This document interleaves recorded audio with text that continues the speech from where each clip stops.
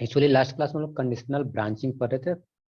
Actually आपका ये module में था conditional branching and loop. Conditional branching पढ़ चुके हैं, आज हम लोग लूप पढ़ेंगे। तो टुडे क्लास में हम लोग लूप डिस्कस करें।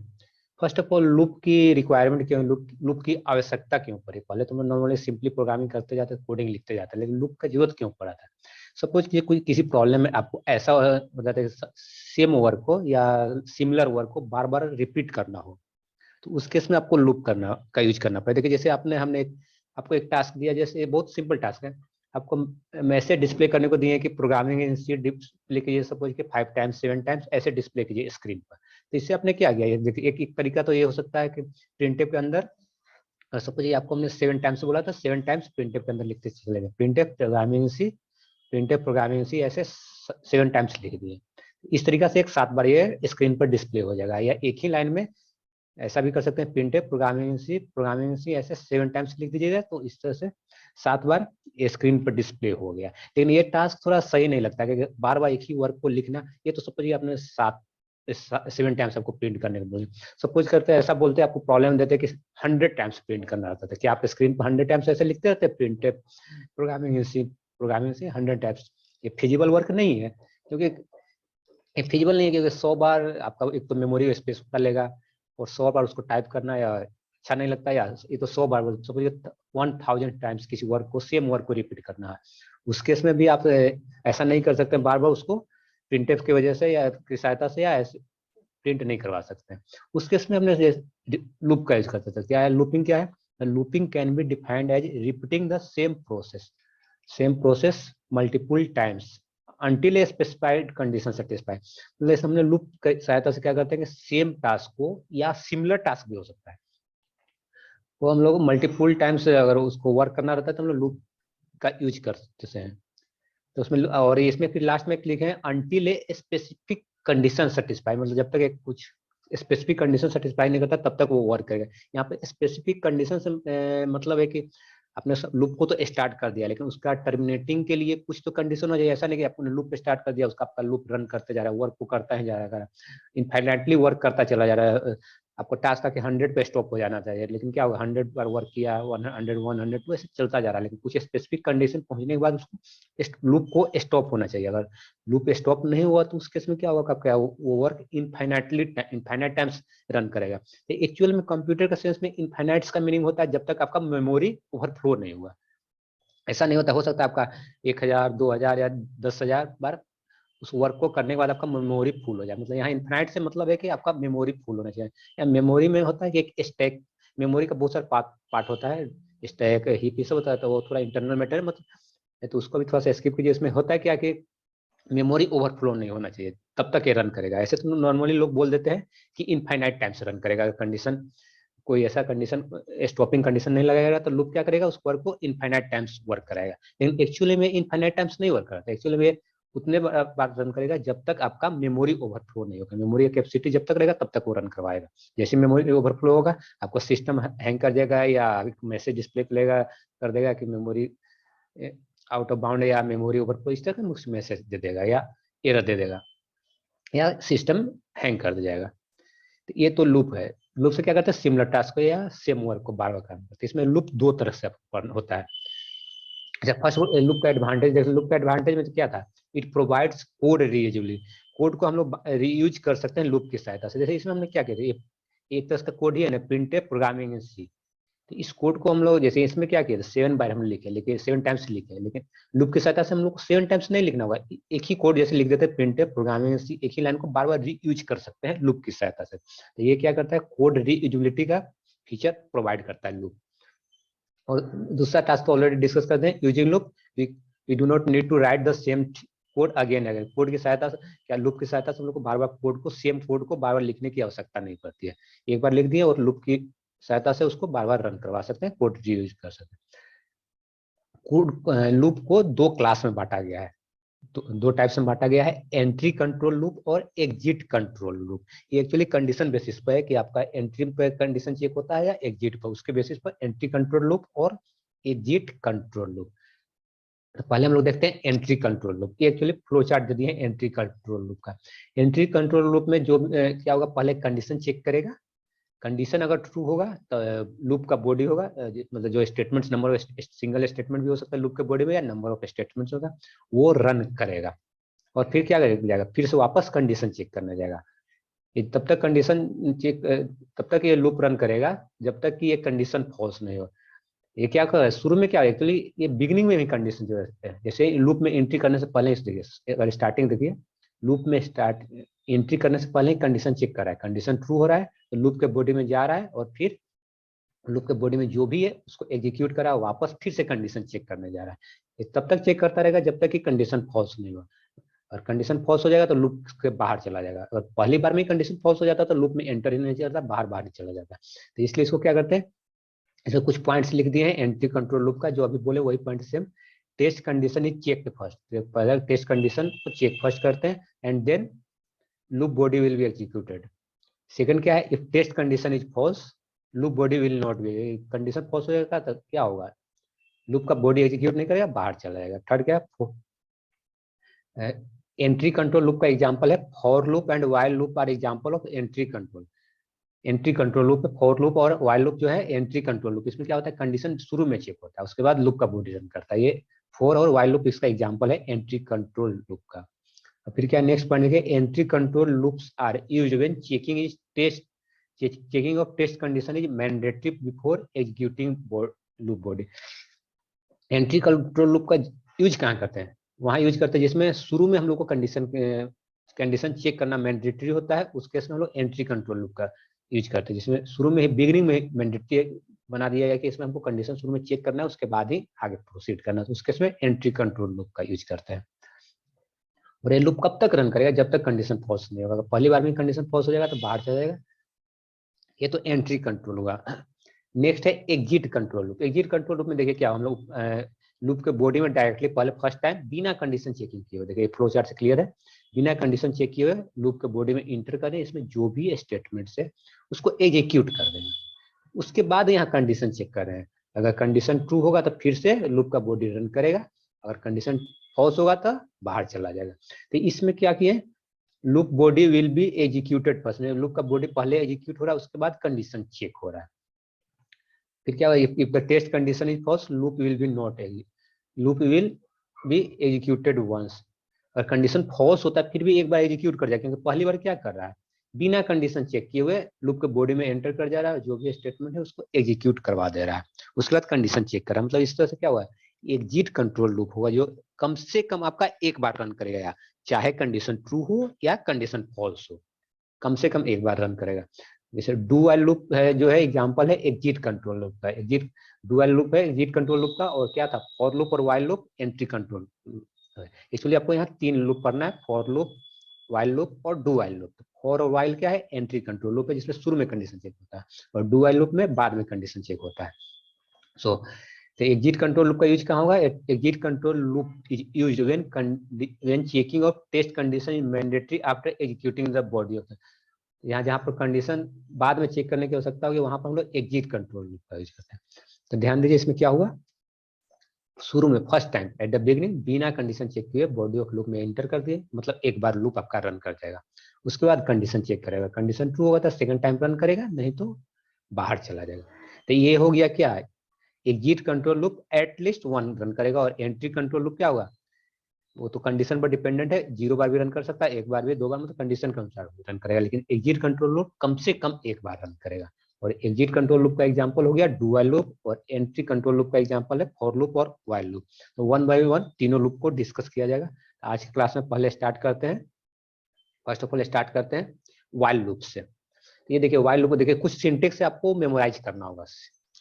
तो व्हाइल लूप का, व्हाइल तो कीवर्ड है, व्हाइल लूप का देखिए जनरल फॉर्मेट, व्हाइल लूप का सिंटेक्स दिया, व्हाइल लूप कैसे वर्क है। व्हाइल लूप का सिंटेक्स में देखिए व्हाइल कीवर्ड यूज करेंगे, उसका देखिए ये ब्रैकेट के अंदर टेस्ट एक्सप्रेशन दिए, टेक्स्ट कंडीशन दिए, इसके अनुसार वर्क करेगा। तो यहाँ पर कंडीशन दिए, जो भी कंडीशन आएगा क्वेश्चन के अनुसार कंडीशन आएगा, आपको जो भी कंडीशन उसका वैल्यू के ऊपर ये व्हाइल लूप डिपेंड करेगा। कंडीशन ट्रू होगा बॉडी का लूप का बॉडी रन करेगा, फॉल्स होगा तो बाहर चलाएगा। ठीक है, व्हाइल कीवर्ड यूज करेंगे ब्रैकेट में, उसका टेस्ट कंडीशन टेक्स्ट एक्सप्रेशन जो भी रहेगा उसका देखिए व्हाइल का बॉडी यहाँ से स्टार्ट हो रहा है, ओपनिंग ब्रेस इसको बोलते हैं, और व्हाइल का बॉडी यहाँ क्लोज हो जाता है, जिसको क्लोजिंग ब्रेस बोलते हैं। इसमें क्या है, body of loop, body of loop में क्या होगा, नंबर ऑफ स्टेटमेंट होगा, एक स्टेटमेंट भी हो सकता है, एक से ज्यादा स्टेटमेंट होगा। अब ये वर्क कैसे करता है, शुरू में देखिएगा, अगर कंडीशन ये टेक्स्ट एक्सप्रेशन का वैल्यू ट्रू आएगा तो ये इसके बॉडी में एंटर करेगा और जो भी स्टेटमेंट होगा एग्जीक्यूट करेगा। अगर फॉल्स आएगा तो डायरेक्टली कहाँ चलेगा, यहाँ से सीधे इस क्लोजिंग ब्रेस के बाद नेक्स्ट स्टेटमेंट पर चला जाएगा। ये कब तक वर्क करेगा, जब तक कंडीशन ट्रू रहेगा तब तक बॉडी ऑफ द लूप। जैसे सपोज ये फर्स्ट टाइम यहाँ कंडीशन चेक किया और फर्स्ट टाइम ज्यादा क्लियर होगा, ये फ्लो चार्ट देखिए, फ्लो चार्ट पर ध्यान दीजिए, ये तो सिंटेक्स है, आपको प्रोग्रामिंग में इस तरह से सिंटेक्स यूज करना, व्हाइल कीवर्ड यूज करना होगा। इसमें आपका जो टेक्स्ट कंडीशन है वो प्रॉब्लम डिपेंडेंट होगा और इसके बॉडी लूप के बॉडी में जो स्टेटमेंट होगा आपका क्वेश्चन के अनुसार जो भी स्टेटमेंट एग्जीक्यूट करना है वो करवाएंगे यहाँ पर। उसके बाद नेक्स्ट स्टेटमेंट है। फर्स्ट ऑफ ऑल देखिए कैसे वर्क करता है, फ्लो चार्ट से ज्यादा क्लियर होगा। स्टार्ट किए इनिशियलाइजेशन के, शुरू में लूप इनिशियलाइजेशन और यहाँ पे जो भी वेरिएबल रहता है उसके अनुसार इनिशियलाइज होता है। तो इनिशियलाइजेशन होगा, उसका कंडीशन चेक करने जाएगा। सपोज यहाँ पर सपोज कि आई लूप वेरिएबल, आई का वैल्यू यहाँ पर 0 लिए, आई लेस देन 10 किए, ऐसा कुछ रहेगा, प्रॉब्लम के अनुसार ज्यादा क्लियर होगा। तो इनिशियलाइजेशन अभी यहाँ स्किप किया, कंडीशन चेक करेगा, कंडीशन ट्रू होगा लूप के बॉडी में जाएगा। उसके बाद देखिए पोस्ट एक्सप्रेशन लेगा, इसमें जो बॉडी ऑफ लूप में जो भी एक्सप्रेशन होगा उसको इवेलुएट करेगा और फिर से कंडीशन चेक करेगा, और फिर भी कंडीशन ट्रू है तो इस तरह से ये लूप में ऐसा रन करता रहेगा, इस तरह से सर्कुलरली रन करता रहेगा, जो भी स्टेटमेंट एग्जीक्यूट करता है। ये कब तक एग्जीक्यूट करे, जब तक ये कंडीशन ट्रू रहता है। जैसी कंडीशन फॉल्स होता है क्या चला जाता है, बाहर चला जाता है, एंड में चला जाता है। तो यहाँ पर एंड पर क्या है, यहाँ पे एक्चुअली एंड में नेक्स्ट स्टेटमेंट है। ये तो सिंटेक्स हुआ, सिंटेक्स में थोड़ा सा तो याद रख लीजिए, पहले व्हाइल देंगे, यहाँ टेक्स्ट कंडीशन या टेक्स्ट एक्सप्रेशन देंगे और लूप के बॉडी में जो स्टेटमेंट आपको वर्क करवाना। ये अब देखिए एग्जांपल देखिए ज्यादा क्लियर होगा, लेकिन ये सिंटेक्स ध्यान दीजिए, व्हाइल ये याद करना, व्हाइल ऐसे लिखना होगा, ओपनिंग ब्रेस क्लोजिंग ब्रेस के अंदर वो स्टेटमेंट्स लिखना होगा, कुछ याद करना होगा, बाकी कुछ समझने का चीज। सिंटेक्स आपको याद करना होगा। और ध्यान दीजिएगा, बार बार बोलते हैं सी प्रोग्रामिंग जो है केस सेंसिटिव है। केस सेंसिटिव मतलब lower case upper case differ कर जाता है, जैसे सी का सारा जो भी कोडिंग करते हैं लोअर केस में ही करते हैं। स्पेशल सिंबल के लिए आप अपर केस यूज कर सकते हैं या वेरिएबल नेम भी अपर केस यूज कर सकते हैं, लेकिन जो भी कीवर्ड वगैरह होगा ये सब लोअर केस में होगा। ध्यान दीजिए, ये प्रोग्राम एक दिए हैं व्हाइल लूप का। व्हाइल लूप को समझाने के लिए एक हमने यहाँ प्रोग्राम दिया। इस प्रोग्राम में हमने टास्क क्या दिया गया है ना कि आपको 10 नेचुरल नंबर प्रिंट करना है, फर्स्ट 10 नेचुरल नंबर प्रिंट करना है। नेचुरल नंबर क्या स्टार्ट कहाँ से होता है, 1 से स्टार्ट होता है और 10 तक क्या आ जाएगा, 1 2 3 4 5 6 7 8 9 10 आपको प्रिंट करना है। फर्स्ट 10 नेचुरल नंबर प्रिंट करना है। तो ध्यान दीजिए वर्क कैसे करना है। वॉइड मेन, इसमें तो कोई इशू नहीं है, आपका मेन फंक्शन है। ये मेन का ओपनिंग हुआ और ये मेन का क्लोजिंग हुआ, ये ओपनिंग है मेन का और ये मेन का क्लोजिंग। यहाँ पर देखिए ये जो है लाइन है वेरिएबल डिक्लेरेशन कर रहे हैं और साथ में इनिशियलाइज भी कर रहे हैं।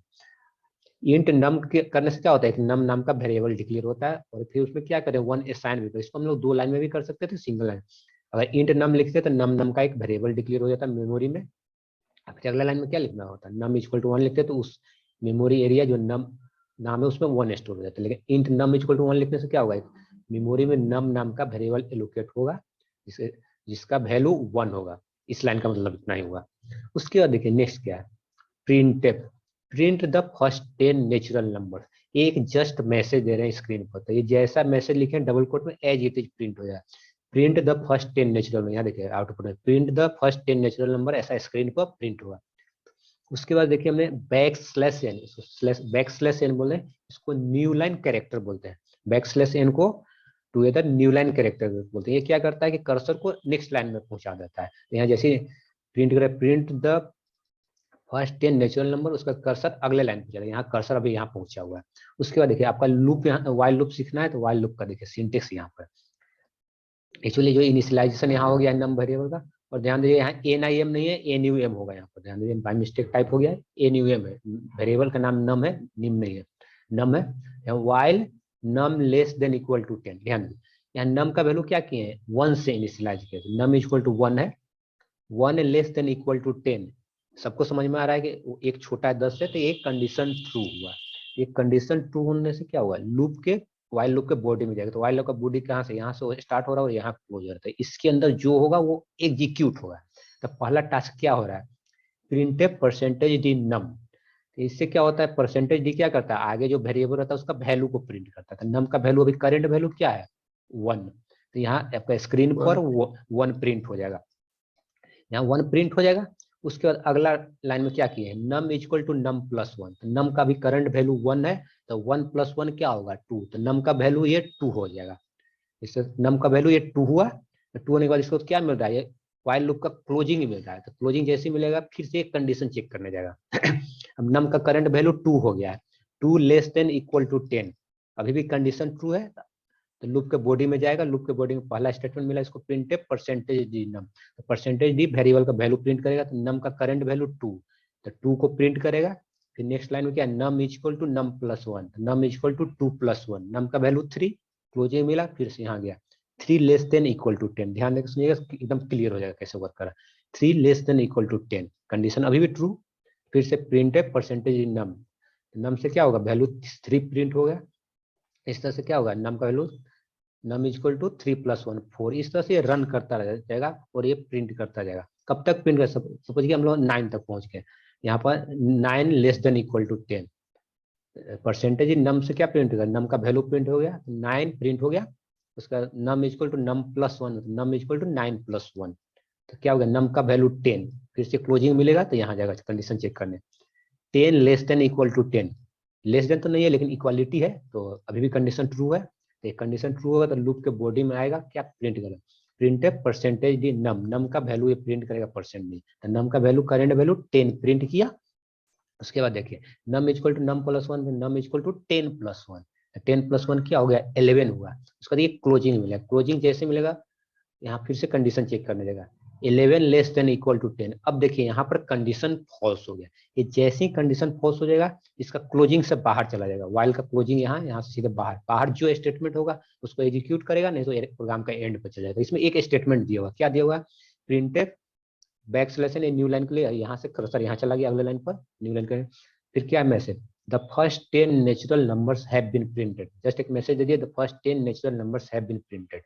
तो देखिए लूप जब भी यूज कीजिए उसमें ऐसा आपको कुछ ना कुछ प्रोग्राम के अनुसार कंडीशंस देना होगा, जो कुछ पार्टिकुलर टाइम पर या पार्टिकुलर नंबर ऑफ इंटरवल पर रन करने के बाद वो कंडीशन फॉल्स हो जाए। देखिए यहाँ कंडीशन फॉल्स कितना पड़ रहा है, 11 पर जैसे हो रहा है वैल्यू फॉल्स हो जा रहा है, लेकिन कभी ऐसा कंडीशन मत लगा दीजिएगा कि कंडीशन कभी भी फॉल्स नहीं होगा, उस केस में क्या करेगा, ये प्रिंट करता चला जाएगा कुछ भी, जो भी आपका इसका टास्क को एग्जीक्यूट करता रहेगा, जब कब तक करता रहेगा, जब तक कंडीशन फॉल्स नहीं होगा। ऐसा आपने कुछ कंडीशन दे दिया, सपोज कर यहाँ नम इज ग्रेटर देन, यहाँ लेस देन लिखे ना, और नम का वैल्यू यहाँ इंक्रीज नहीं करते, शुरू में 1 लेते हैं, 1 < 10 कर देते हैं, इसको हटा देते, तो उसमें क्या होगा, प्रोग्राम का रन करते रह, अलग बात है रॉन्ग आउटपुट देता है, लेकिन रन करता ही रहता है, कब तक ऐसे, कहने को तो इनफाइनाइट टाइम्स रन करता है, लेकिन एक्चुअली इनफाइनाइट टाइम्स नहीं, जब तक आपका मेमोरी फुल नहीं होगा तब तक ये रन करता रह जाएगा, और फाइनली आपका क्या होगा, सिस्टम हैंग कर जाएगा।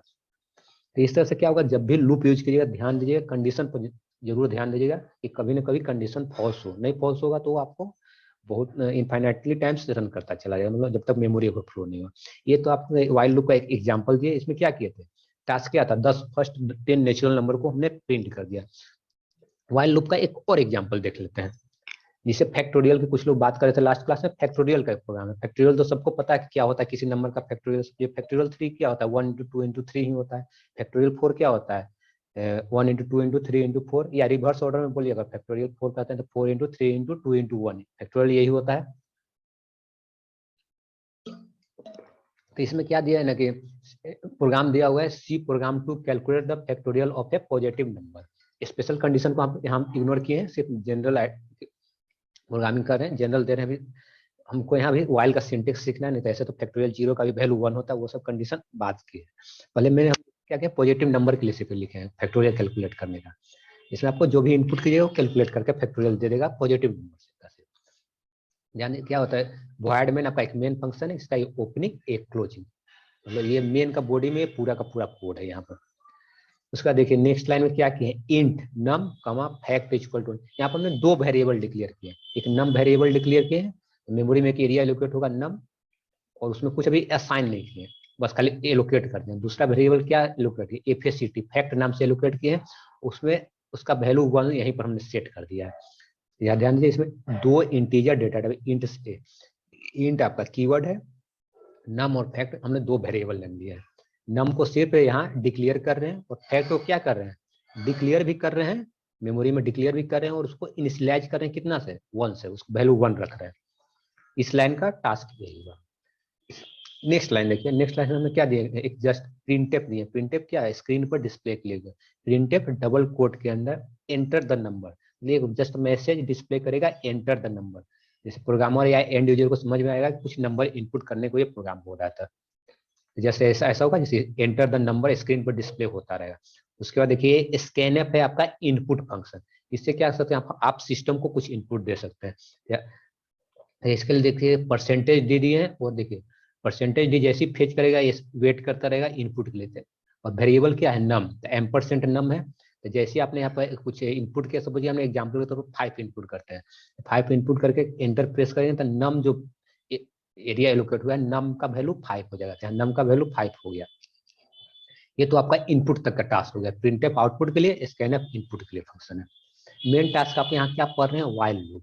तो वाइल लूप देखिए, while num greater than equal to 1 condition दी है। अभी नम का करंट वैल्यू आपने क्या इनपुट किया है, नम का करंट वैल्यू हमने 5 इनपुट किया है।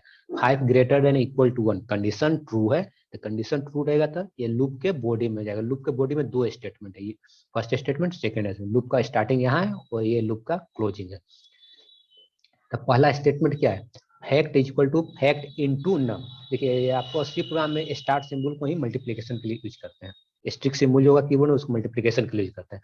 तो fact equal to fact into num. तो फैक्ट का करेंट वैल्यू क्या था, 1, शुरू में इनिशियलाइज कर चुके हैं। और नम का आपने इनपुट क्या किया है, 5। तो फैक्ट इक्वल टू 1 इंटू 5 क्या वैल्यू है, फैक्ट इक्वल टू 5 हो गया। और नम को क्या करें, num equal to num minus 1। Num equal to num minus 1 कीजिएगा तो नम का वैल्यू क्या इनपुट किया था, 5। 5 माइनस 1 4। ध्यान दीजिए फैक्ट का वैल्यू 5, नम का वैल्यू 4 हुआ। क्लोजिंग मिला, फिर से कंडीशन चेक करने जाएगा। नम का वैल्यू क्या किया है, 1 घटा दिए, 4 greater than equal to 1 condition true है। तो फिर क्या होगा value, fact equal to fact into num.